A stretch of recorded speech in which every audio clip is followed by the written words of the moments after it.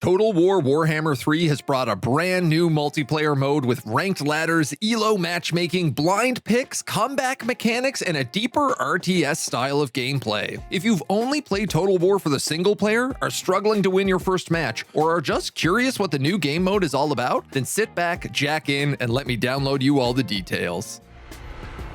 I know Kung Fu. In Warhammer 1 and 2, the multiplayer mode was only head-to-head matches, but thanks to the addition of survival mode and the siege rework, we now have access to a brand new style of combat gameplay. In multiplayer, this takes the form of the new Domination Mode. Two armies clash on the battlefield as they fight over supply points, gaining resources to let them reinforce their army with additional units and eventually drive back the enemy forces. Where the old multiplayer was a straight-up slugfest, this new mode plays closer to a traditional RTS, gathering resources, summoning new troops, and holding advantageous terrain before making a counterattack. But it's not just the combat that's changed, it's the entire multiplayer experience. A new ranked ladder has been added to the series and promptly filled with exploiters and kids who don't get told they're loved often enough. Fixes will come to the leaderboard over time, but what's more important is that we now have an ELO ranking system that goes along with it. This means less time getting matched with professional tournament players from Russia and more time playing someone who is actually at your skill level. Once you've entered into the match, you get to pick your faction and lock it in. This is now done blind, so the pre-game isn't spent counter-picking your faction to the other player's counter-pick. Yes, no longer does the player's preferred pre-game perfect pick counter-pick personal preference primarily based upon a player's proper preparation.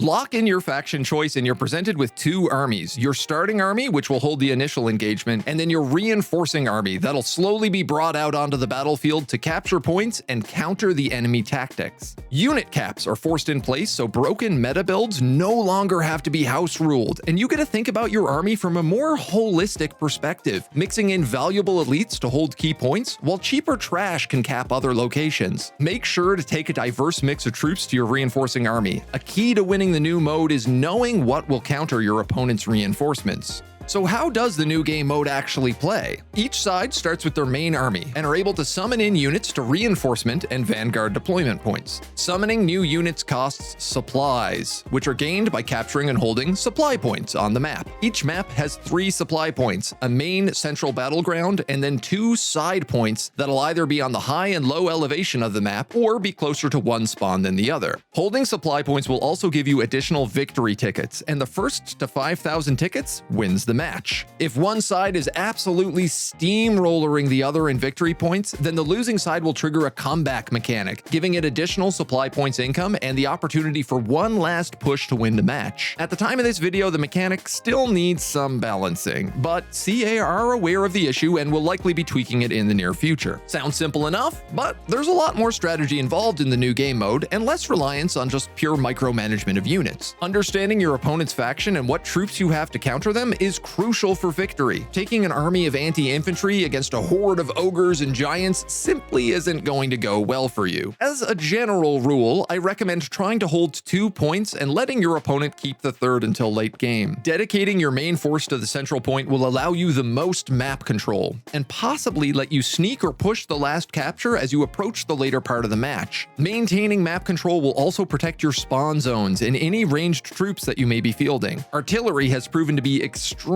useful in this new game mode, as you're often able to let them sit near your spawn and fire through all of their ammunition without being threatened. Doing a lot of damage allows a unit to achieve a high cost value. This is the most important thing you need to consider when reviewing your matches. Every unit has a cost to bring it to the battlefield, and maximizing the amount of damage it does will increase its value relative to how much you spend on it. Whenever you finish a match, make sure to look at this stat for each unit so you can see what troops are performing well and which are underperforming. Typically, anything over 1,000 value means you're using it very well, but take into consideration that some units will still have value in slowing troops down or stalking into an undefended point for a sneaky capture. If you're going to be taking expensive single unit entities, they're often worth putting in your main army so that your reinforcement focuses more on reactive summoning instead of having to save up a lot of points all at once. That noted, different units have different capture weight that you should consider when taking a point. While a terracotta warrior warrior will beat a unit of Noblars in combat, the Noblars will outnumber the warrior. So if fighting on a point, they will begin to capture it despite losing the battle. Cavalry units, while fast and agile, cap points approximately half as well as infantry units, and flying units are unable to capture a point at all, even while landed. If your opponent is bringing a lot of single entities into the fight, make sure to do battle near the flags. Despite losing the engagement, you may be able to cut off his supplies and ultimately win the match. If you're just watching this video for some secret tips and want to learn what seems OP at the moment, here are some of the grossest combinations from my experience and how you can counter them if you're on the other side. Ogre Iron Blasters are costly artillery that can nuke most lords in the first couple minutes of the match.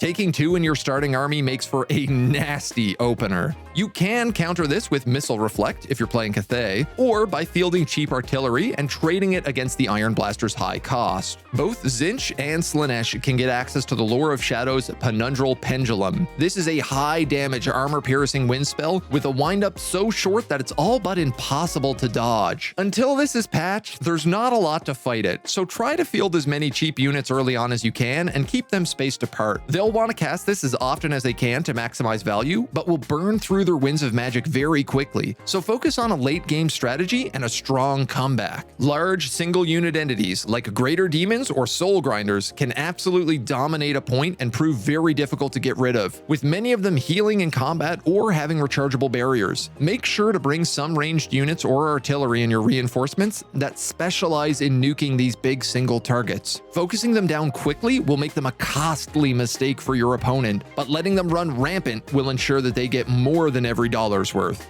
If you're still struggling with the basics, then make sure to check out my beginner's guide to combat and controls right there, or come check me out live during the week over at twitch.tv/AgentNumberOne. Let me know in the comments below what you think about the new multiplayer mode. Are you enjoying it? Who do you think the top tier faction is? And are they ever going to fix cavalry charges?